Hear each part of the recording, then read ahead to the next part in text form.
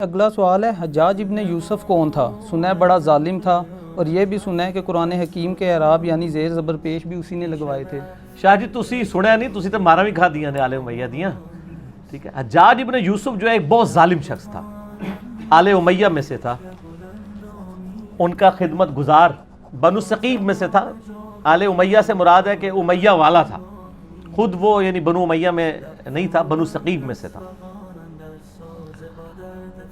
حجاج ابن یوسف عبد الملک بن مروان کا رائٹ ہینڈ تھا اور کوفے کا گورنر تھا، اور پھر اس کو لالچ دی گئی کہ تم اگر عبداللہ ابن زبیر کو قتل کر دو تو تمہیں حجاز کا گورنر بنا دیں گے، کیونکہ عبداللہ ابن زبیر نے مروان کے دور کے اندر 9 سال کے لیے وہاں پہ خلافت قائم کر لی تھی۔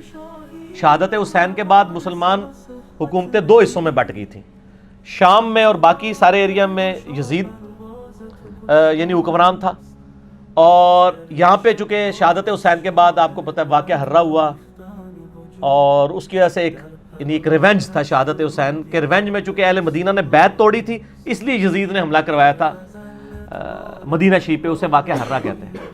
اس کے بعد خانہ کعبہ شریف میں اس پورے ایریا میں عبداللہ ابن زبیر نے حکومت قائم کر لی، پھر ان کو بھی شہید کرنے کے لیے اس نے بھیجی فوج، لیکن وہ کامیاب نہیں ہوئی۔ پھر مروان بعد میں آیا، بیچ میں کچھ عرصے کے لیے یزید کا بیٹا تھا معاویہ، لیکن اس نے چھوڑ دیا، معاویہ ابن یزید۔ بعد میں مروان بھی کوشش کرتا رہا، کامیابی نہیں ہوئی۔ جب اس کا بیٹا عبد الملک بن مروان بنا نا، تو اس نے حجاج ابن یوسف ظالم شخص کو بھیجا، اور اس نے پھر دوبارہ سے یعنی چڑھائی کی، اور یہ پوری ڈیٹیل آپ کو صحیح مسلم میں ملے گی کتاب الحج چیپٹر میں، اور مشکات میں بھی آپ کو 30 جلد میں جو قریش کے مناقب والا بیان ہے نا، اس میں آپ کو مسلم شریف کی حدیث ملے گی۔ ایک حدیث یہ ملے گی کہ نبی علیہ السلام نے فرمایا بنو ثقیف میں ایک کذاب اور ایک ظالم شخص پیدا ہوگا، ایک کذاب اور ایک ظالم۔ کذاب کے بارے میں یعنی لوگوں کا دعویٰ ہے، مختار ثقفی، ہمیں کوئی دلیل نہیں ملی، ترمذی سے ایک لے کے آتے ہیں، لیکن وہ امام ترمذی نے کہا ہے کہ کہا جاتا ہے، کہا تو بہت کچھ جاتا ہے، سند بیان نہیں کی ہے۔ بہرحال اسما بنت ابی بکر سیدہ عائشہ کی جو بڑی بہن تھی، انہوں نے کہا کہ یہ جو بنو ثقیف کا ظالم ہے وہ حجاج ابن یوسف ہے، یہ صحیح مسلم میں، اور پوری حدیث مسلم شریف میں مشکات میں 30 جلد میں آپ کو ملے گی پوری ڈیٹیل حدیث، کہ عبداللہ ابن زبیر کو اس نے شہید کروا دیا، اور مکے کے دروازے پہ اس نے ان کی لاش ٹانگ دی عبرت کے لیے، نعوذ باللہ، صحابی رسول کی، عام صحابی نہیں، صحابی رسول کا بیٹا، عشرہ مبشرہ حضرت زبیر کا بیٹا، حضرت عائشہ کا بھانجا اور سیدہ اسما کا بیٹا۔ اور یہ وہ شخص ہے، بخاری شریف میں آتا ہے کہ جی کفار مکہ کہتے تھے کہ ہم نے بندن کر دی، یہ مسلمانوں کی اولاد نہیں ہوگی۔ پہلا بچہ جو پیدا ہوا وہ عبداللہ ابن زبیر تھے۔ نبی علیہ السلام نے اپنے مبارک ہاتھوں سے ان کو گھٹی دی تھی کھجور کی، یہ گھٹی دینا بھی سنت ہے، صحیح بخاری میں آتا ہے، یہ عام بندہ نہیں ہے۔ ان کی لاش ٹانگ دی، عبداللہ ابن عمر وہاں سے گزرے اور کہا کہ اے ابو خبیب تم پر سلام ہو، یہ ان کی کنیت تھی، اور ان پر سلامتی بھیجی، اور کہا کہ یہ جو آل امیہ کے لوگ ہیں تمہارے بارے میں جھوٹ بولتے ہیں، تم ایسے نہیں تھے، تم بہت عبادت گزار تھے، تم بہت نیکوکار تھے، اور میں تمہیں منع کرتا تھا۔ یعنی وہ عبداللہ ابن زبیر کو منع کرتے تھے کہ آپ حکومتی معاملات میں نہ پڑیں، وہ ذرا ان کی پیسو نیچر تھی، ان کی ایکٹیو نیچر تھی۔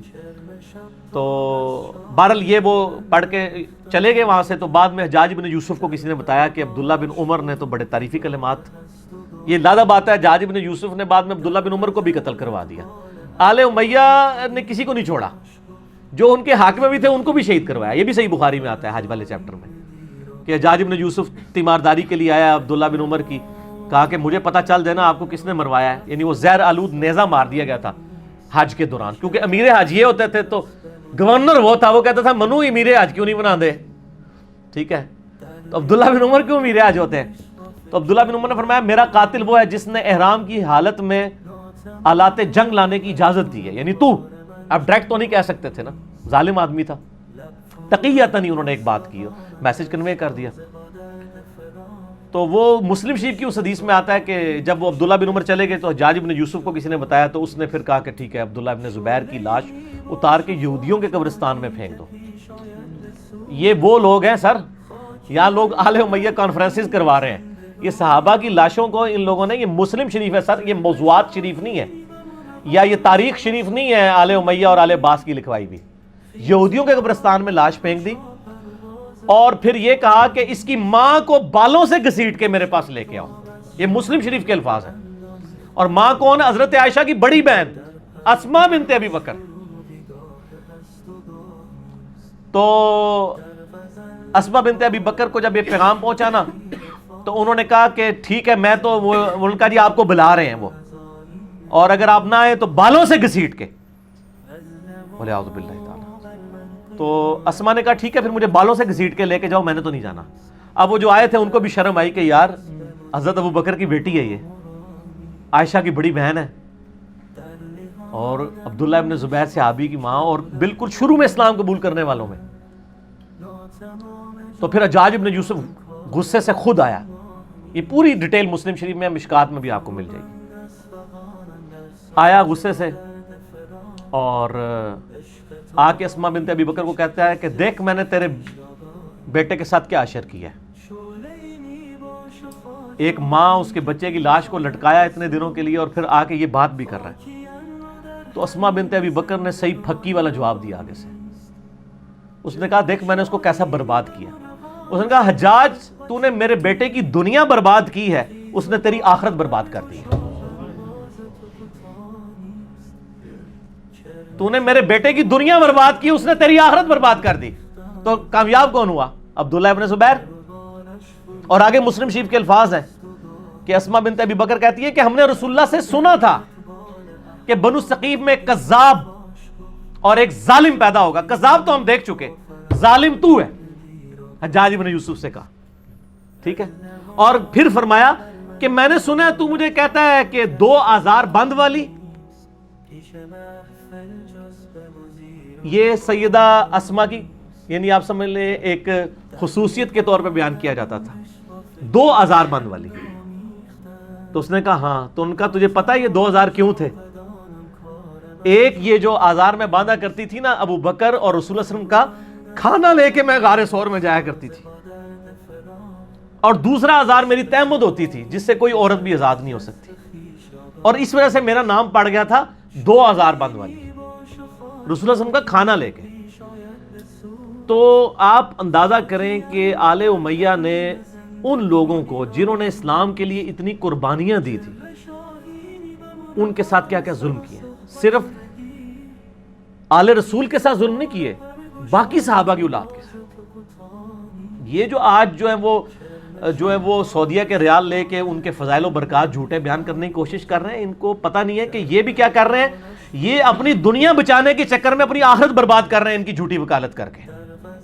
اور سر آپ کو حقائق اگر جاننے ہیں نا تو آپ یہ میرا ریسرچ پیپر پڑھیں، واقعہ کربلا کا حقیقی پس منظر 72 صحیح الاسناد احادیث کی روشنی میں اہل سنت کی مین سٹریم کی کتابوں سے میں نے 200 روایتیں جمع کی ہیں، اکثر بخاری اور مسلم سے. تو یہ جناب حجاج ابن یوسف تھا اور یہ اس کی اصلیت تھی. پھر اس کا اینڈ بھی ہوا ہے سر. ہر بندے کی اخیر ہوتی ہے نا، ہر بندے کی اخیر ہوتی ہے. پھر اس کو پھر کینسر ہو گیا تھا اور بڑی بری بھیانک موت مرا ہے. اور موت کی اس نے آخری جس صحابی کو قتل کروایا وہ سعید ابن جبیر تھے، تابعی. ٹھیک ہے نا، وہ بھی بڑا دردناک واقعہ ہے، وہ میں بیان کروں تو آدھا گھنٹہ اور لگ جائے گا. اس کے بعد پھر وہ کسی پہ قادر نہیں ہوا قتل کرنے پہ. اور پھر بعد میں لوگوں نے خواب میں دیکھا ہے، ان کا مجھے روزانہ ہر شخص کے بدلے میں 1 دفعہ قتل کیا جاتا ہے، اور اس کے بارے اس سعید ابن جبیر کو قتل کرنے کے بدلے میں 100 دفعہ قتل کیا جاتا ہے جو میں نے اس کے ساتھ ظلم کیا تھا. وہ بھی شیان علی میں سے تھے، خیر التابعین ہے سعید ابن جبیر رضی اللہ تعالیٰ عنہ، عبداللہ ابن عباس کے شاگرد. بہرحال یہ حجاج ابن یوسف کی پھر اخیر بڑی بری ہوئی ہے نا. یعنی یہ پھر بعد میں ولید ابن عبد الملک بنا، عبد الملک بن مروان کا بیٹا خلیفہ، اور اسی دوران ولید نے یہ مہم چلانی شروع کی کہ کیونکہ اس کے باپ نے وصیت کی تھی کہ میرے مرنے کے بعد میرا بیٹا ولید بنے گا، اس کے بعد اس کا چھوٹا بھائی سلمان بن عبد الملک بنے گا. تو اس نے یہ مہم چلائی کہ نہیں میرا بھائی نہیں بنے گا، میرے مرنے کے بعد میرا بیٹا کیوں نہ بنے. یہ تحریک اس نے چلائی. جب یہ تحریک چلائی نا تو سارے گورنر آپ کو پتا لائی لاگ ہوتے ہیں، سارے مان گئے. ایک گورنر ایسا تھا جس نے کہا کہ نہیں، وہ عمر بن عبدالعزیز تھے، مدینہ شریف کے گورنر عمر بن عبدالعزیز رحمہ اللہ تعالی. وہ بہنوئی بھی تھے اس کے ولید کے، مروان کے دو بیٹے تھے, ایک عبد الملک اور ایک عبد العزیز. عبد العزیز کا بیٹا عمر بن عبد العزیز ہے, یہ بھی مروان کی اولاد ہے. لیکن دیکھ لیں, اور اسی لیے ہم کہتے ہیں نا آل امیہ میں عمر بن عبد العزیز. مولانا طارق جمیل صاحب کو میں کہتا ہوں نا آل امیہ میں عمر بن عبد العزیز. آپ سمجھ آئی کیوں کہتے ہیں؟ تو عمر بن عبد العزیز نے مخالفت کر دی, انہوں نے کہا نہ. اب وہ کیا ہوا کہ اس نے پکڑ کے عمر بن عبد العزیز کو قید میں ڈال دیا, چونکہ عمر بن عبد العزیز جو ہے نا وہ بڑے محبوب گورنر تھے اپنے علاقے کے, تو بڑی شورش برپا ہو گئی. اسی دوران ولید بن عبد الملک اچانک مر گیا, تو آٹومیٹیکلی سلمان بن عبد الملک خلیفہ بن گیا, اس کا چھوٹا بھائی. اور ان کی بہن تھی فاطمہ, وہ عمر بن عبد العزیز کی بیوی تھی. اس لیے کہتے ہیں فاطمہ سے زیادہ طاقتور عورت کبھی نہیں گزری, کہ جس کا باپ بھی 3 براعظموں کا خلیفہ, جس کے 4 بھائی 3 براعظموں کے خلیفہ, اور جس کا خاوند بھی 3 براعظموں کا خلیفہ. اور بڑی درویش عورت تھی وہ فاطمہ بنت عبد الملک بن مروان. تو فاطمہ جو تھی نا درویش عورت, اس کی بیوی. اب وہ سلمان بن گیا خلیفہ. سلمان جب خلیفہ بنا تو اس کو یہ چیز معلوم تھی کہ میری خلافت میں سب سے بڑی کنٹریبیوشن عمر بن عبد العزیز کی ہے. ٹھیک ہو گیا؟ یہ اس کے دماغ میں تھا کہ اگر عمر بن عبد العزیز نہ ہوتا تو میرا بھتیجا اس وقت خلیفہ ہوتا, اور مجھے تو اس نے معزول کر دیا تھا میرے بڑے بھائی نے. تو اس لیے وہ ان کو یعنی آگے آگے رکھتا تھا. مسجد نبی شریف کی امامت بھی کراتے تھے. انس بن مالک کے بارے میں سنن نسائی میں آتا ہے کہ میں نے رسول اللہ صلی اللہ علیہ وآلہ وسلم کے بعد بڑے عرصے کے بعد کسی ایسے شخص کے پیچھے نماز پڑھی ہے جو بالکل نبی علیہ السلام کے طریقے پہ ہمیں نماز پڑھاتا ہے, اور وہ عمر بن عبد العزیز ہے. 99 ہجری میں خلیفہ بنے, اور 101 ہجری میں صرف 38 سال کی عمر میں آل امیہ نے زہر دے کے ان کو شہید کر دیا. ٹھیک ہو گیا؟ تو عمر بن عبد العزیز جب خلیفہ بنے تو یعنی یہ گورنر تھے اور سلمان خلیفہ بن گیا. پھر انہوں نے مشورہ دیا کہ حجاج ابن یوسف کو معزول کیا جائے, یہ ظالم آدمی ہے. اس نے کہا حجاج نام کے جتنے بندے ہمارے گورنمنٹ میں ہیں سارے معزول, جیلوں میں ڈلواؤ ان کو. ٹھیک ہو گیا؟ اب جب یہ جیلوں میں گئے نا تو محمد بن قاسم کا بھی رگڑا لگ گیا, جس نے یہاں پہ, وہ حجاج ابن یوسف کا کیا تھا, رشتہ دار تھا نا, بانجا تھا نا, بانجا یا بھتیجا. تو اس کو پھر مفتے میں رگڑا لگ گیا, اس کو پھر بلا کے جیل میں ڈالا گیا. وہ کہتے ہیں نا جی وہ نباز جیل پاتا سی اس لیے کہ پیچھے خلیفہ چینج ہو گیا تھا. تو حجاج ابن یوسف کے جتنے بھیجے ہوئے تھے نا, اس کو چونکہ وہ گورنری سے گیا تو اس کے بھی سارے فرستادے فارغ ہو گئے. اور پھر یہ خیر بڑی بری موت مرا, یعنی اس کو پھوڑے نکل آئے اور پیپ نکلتی تھی. پھر مرتے مرتے یہ کہتا تھا کہ جی اللہ تعالیٰ تو ماں سے زیادہ محبت کر, جو ساڑھے لوگ بھی کہتے ہیں. حسن بصری کو کسی نے بتایا کہ وہ تو کہتا ہے کہ جی اللہ تعالیٰ کی رحمت تو میرے گناہوں کو تو اس کے سامنے کچھ بھی نہیں ہے. تو حسن بصری نے فرمایا حجاج چاہتا ہے کہ دنیا بھی اپنی مرضی کی گزاری ہے اور آخرت بھی اپنی مرضی کی گزارے. اس طرح تو نہیں ہوتا کہ دونوں جہانی مٹھے باؤ, دونوں جہان تو نہیں مٹھے میں آ سکتے نا, یا دنیا یا آخرت. ٹھیک ہو گیا؟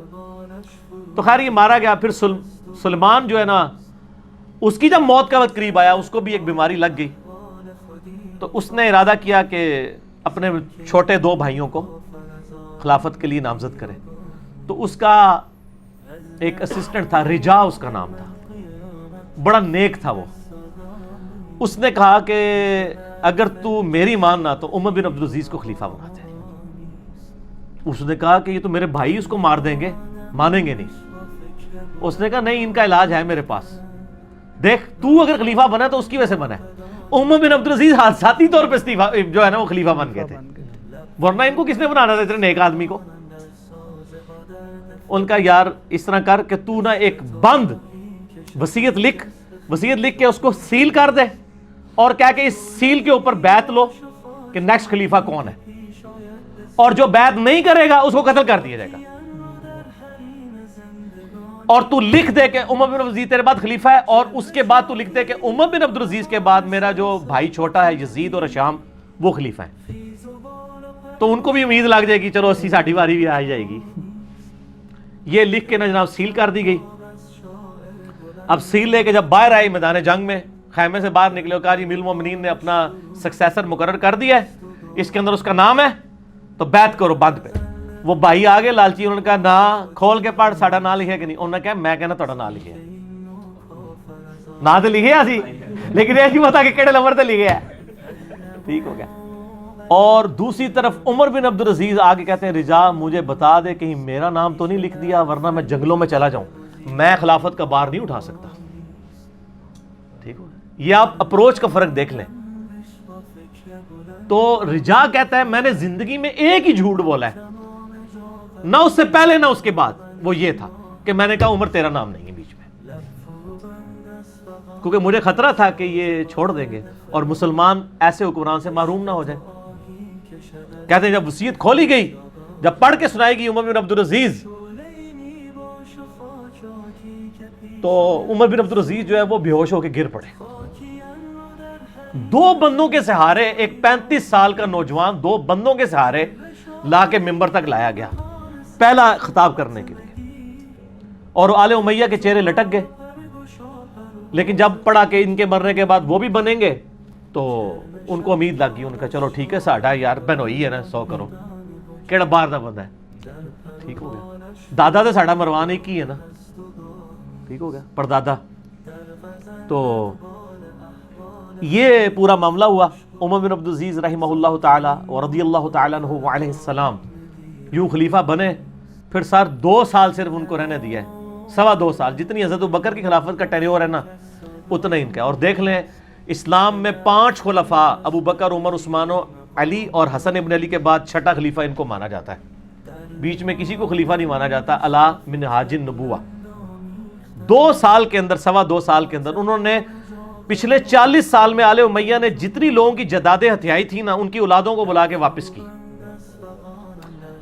جو جاگیر فدق تھی وہ بنو ہاشم کے حوالے کر دی, اور ممبروں پہ جو پچھلے 60 سال سے سب و شتم ہو رہا تھا مولا علی پر, لعنت کروائی جاتی تھی, وہ بند کروا کے ان اللہ یأمر بالعدل والاحسان یہ والی آیت خطبے میں داخل کی. اور تبدیلی آ گئی جناب, یہ تبدیلی تھی جو آئی.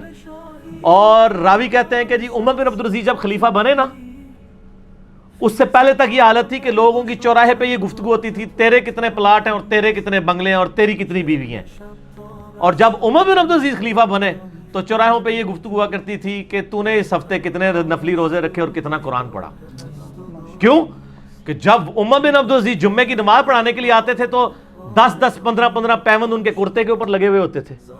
تو لوگ کہتے تھے کہ یار یہ 3 براعظموں کا حکمران اگر اس حال میں رہ رہا ہے تو سر ہم کیا. میں یہی کہتا ہوں کہ آج اگر عمران خان صاحب پرائم منسٹر خود خطبہ دے رہے ہوں شاہ فیصل مسجد کے اندر سادہ سے شلوار قمیض کے اندر, تو شلوار قمیض خود بخود ہی فیشن بن جائے گا. ویسے وہ پہنتے شلوار قمیض ہی, مجھے بڑی خوشی ہوئی چائنا میں بھی اس نے شلوار قمیض پہنی ہوئی ہے, تو خود بخود کی فیشن بن جائے گا. اتنی تبدیلی آئے گی.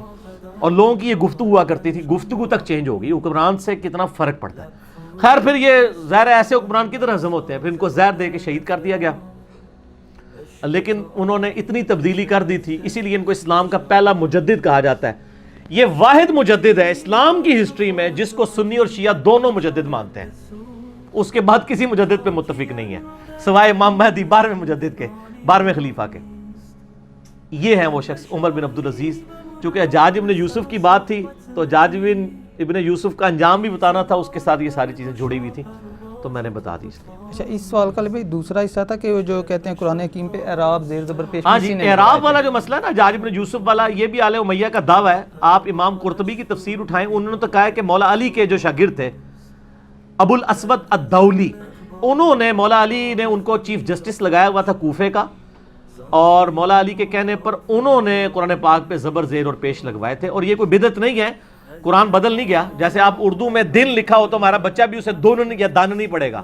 عربیوں کو لو تو یہ زبر زیر کی ضرورت نہیں ہے, اجمیوں کے لیے لگوائے گئے تھے. اس کو بدعت کہنا جو ہے وہ بے وقوفی ہے. تو یہ سیدنا علی نے لگائے تھے, چونکہ آل امیہ ان کو نیچا کرنا چاہتی تھی, اس لیے انہوں نے پکڑ کے ادھر لگا دیا. اور اگر لگوائے بھی ہوں تو بخاری مسلم کی حدیث ہے کہ اللہ تعالیٰ فاسق سے بھی دین کا کام لے سکتا ہے, اس سے کوئی فرق نہیں پڑتا. دین کا کام تو اللہ تعالیٰ کسی سے بھی لے سکتا ہے, اصل وہ اپنے اعمال کے مطابق اٹھایا جائے گا.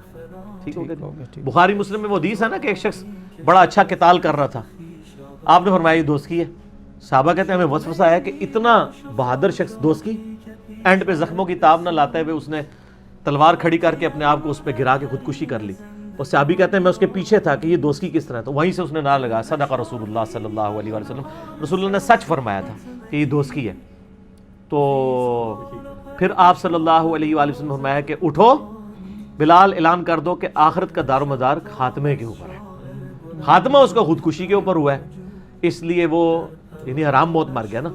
بظاہر وہ قانونی طور پہ صحابی بھی تھا, مجاہد بھی تھا, سب کچھ تھا, اللہ نے وحی کے ذریعے بتا دیا کہ یہ دوستی ہے. تو یہ بڑا خطرناک معاملہ ہے. اللہم من احییتہ منا فاحیہ علی الاسلام آمین. ومن توفیتہ منا فتوفہ علی الایمان. آمین.